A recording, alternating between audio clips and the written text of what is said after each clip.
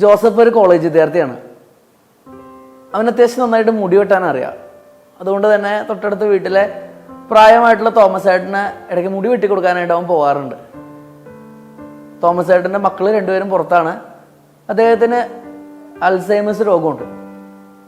എങ്കിലും അദ്ദേഹം തന്നെ പറഞ്ഞിട്ട് പലപ്പോഴും അദ്ദേഹത്തിൻ്റെ ഭാര്യ മേരി ചേട്ടത്തി നമ്മുടെ ജോസഫിന് ഫോൺ വിളിക്കും. എന്നിട്ട് ആണ് ഈ മുടി വെട്ടാൻ വരുന്നത്. ശരിക്കും മുടി വെട്ടാനല്ല തോമസ് ഏട്ടൻ നമ്മുടെ ജോസഫിനെ വിളിപ്പിക്കണത്.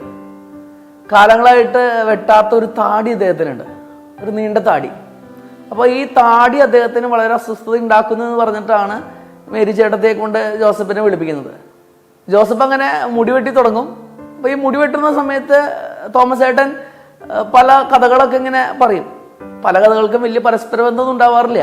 പക്ഷെ എന്നാലും ഒരു നല്ല ശ്രോതാവിനെ പോലെ നമ്മുടെ ജോസഫ് തോമസ് ഏട്ടൻ്റെ കഥകളൊക്കെ കേട്ടിരിക്കും. അങ്ങനെ മുടിയൊക്കെ വെട്ടി പതുക്കെ താടിയിലേക്ക് കിടക്കുമ്പോഴേക്കും നമ്മുടെ തോമസ് ഏട്ടൻ്റെ ഓർമ്മയൊക്കെ അങ്ങ് പോയി തുടങ്ങും. പതുക്കെ ജോസഫിനെ താനാണ് വിളിച്ചതെന്നുള്ള ഓർമ്മയൊക്കെ അദ്ദേഹത്തിന് നഷ്ടപ്പെടും. അദ്ദേഹം ജോസഫിനോട് ചോദിക്കും, നീ ആരോടാന്നൊക്കെ ചോദിക്കും. ഭയങ്കരമായിട്ട് ചൂടാവും. ഇടയ്ക്ക് നാട്ടുകാരെ ഓടി വരണേന്നൊക്കെ പറഞ്ഞ് ബഹളം ഉണ്ടാക്കും, എന്നെ കൊല്ലാൻ പോകണമെന്നൊക്കെ പറഞ്ഞ് പ്രശ്നം ഉണ്ടാക്കും. പക്ഷെ ഈ സമയത്തൊക്കെ ജോസഫിന് തോമസ് ഏട്ടൻ്റെ ഈ അസുഖം അറിയുന്നതുകൊണ്ട് അയ്യോ ഞാൻ പോയിക്കോളാമേ എന്നൊക്കെ പറഞ്ഞ് ജോസഫ് ഇങ്ങനെ അങ്ങ് പോവും. അങ്ങനെ ഈ കലാപരിപാടി ഇങ്ങനെ തുടർന്നുകൊണ്ടേയിരുന്നു.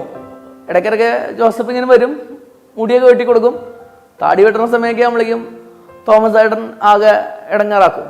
അങ്ങനെ ഒരു ദിവസം ജോസഫ് ഇങ്ങനെ വരും, മുടിയൊക്കെ വെട്ടും. താടി വെട്ടുന്ന സമയമായപ്പോൾ പതിവ് പോലെ നമ്മുടെ തോമസ് ഏട്ടൻ ഉടക്ക് പറയാൻ തുടങ്ങി. അപ്പോഴേക്കും ജോസഫിന് ആ വീട്ടിലൊരു മകൻ്റെ സ്ഥാനവും സ്വാതന്ത്ര്യമൊക്കെ ഉണ്ടായിരുന്നു. അപ്പോൾ ജോസഫ് പെട്ടെന്നുള്ള ആ സ്വാതന്ത്ര്യത്തിൻ്റെ പുറത്ത് തോമസ് ഏട്ടനോട് പറയും, ചുമ്മാ അടങ്ങിയിരിക്കാൻ പറയും. ഇത് കേട്ടതും തോമസ് ഏട്ടന് ദേഷ്യം വരും. അദ്ദേഹം പെട്ടെന്ന് കൈ വീശി ജോസഫിൻ്റെ കരണത്തുറം കൊടുക്കും. പ്രതീക്ഷിക്കാതെ ഒരു അടി കിട്ടിയതുകൊണ്ട് തന്നെ തോമസ് ആകെ പകച്ചു പോകും. അവൻ പിന്നെ ഒന്നും പറയാതെ വളരെ ദേഷ്യത്തോടു കൂടി ആ വീട്ടിൽ നിന്ന് ഇറങ്ങിപ്പോകും. മേരി ചേട്ടത്തിക്ക് ആകെ വിഷമാവും. പലതവണ നമ്മുടെ ജോസഫിനെ ഫോണിൽ വിളിച്ചെങ്കിലും ജോസഫ് ഫോൺ എടുക്കുന്നില്ല. അങ്ങനെ കുറേ നാൾക്ക് ശേഷം വീണ്ടും മേരി ചേട്ടത്തി ഫോൺ വിളിക്കുകയാണ്. എന്തൊക്കെ പറഞ്ഞാലും ഇനി തിരിച്ച് അവിടെ പോയി മുടി വെട്ടി കൊടുക്കുന്ന പരിപാടി വേണ്ട എന്ന് തീരുമാനിച്ചിട്ട് തന്നെയാണ് നമ്മുടെ ജോസഫ് ഫോൺ എടുക്കുക. ഫോൺ എടുത്ത പാടെ മേരി ചേട്ടത്തി പറയും, മോനെ നീ ഒന്ന് ഇവിടം വരെ വരുമോ എന്ന് ചോദിക്കും. അപ്പോൾ ജോസഫ് പറയും, ചേട്ടത്തി വെറുതെ എൻ്റെ സമയം മെനക്കെടുത്തല്ലേ, അങ്ങേര് ഈ മുടി വെട്ടാൻ മാത്രമേ സമ്മതിക്കുള്ളൂ, താടി വെട്ടാൻ അങ്ങനെ സമ്മതിക്കാൻ പോണില്ല, അദ്ദേഹത്തിന് ഓർമ്മയില്ല, വെറുതെ ഞാനിതിൻ്റെ നിങ്ങളുടെ തല്ലു കൊള്ളണേ. അപ്പോൾ ചേട്ടത്തി പറയും, മോനെ ഇനി അദ്ദേഹം മോനെ തല്ലില്ല, അദ്ദേഹം മരിച്ചു, മോനൊന്ന് ഇവിടം വരെ വാ, എനിക്ക് വേറെ ആരുമില്ല. ഇത് കേട്ടപ്പോൾ പെട്ടെന്ന് ജോസഫിൻ്റെ കൈയും കാലൊക്കെ വറയ്ക്കാൻ തുടങ്ങും. അദ്ദേഹം പെട്ടെന്ന് വേഗം ഓടിച്ചെല്ലും.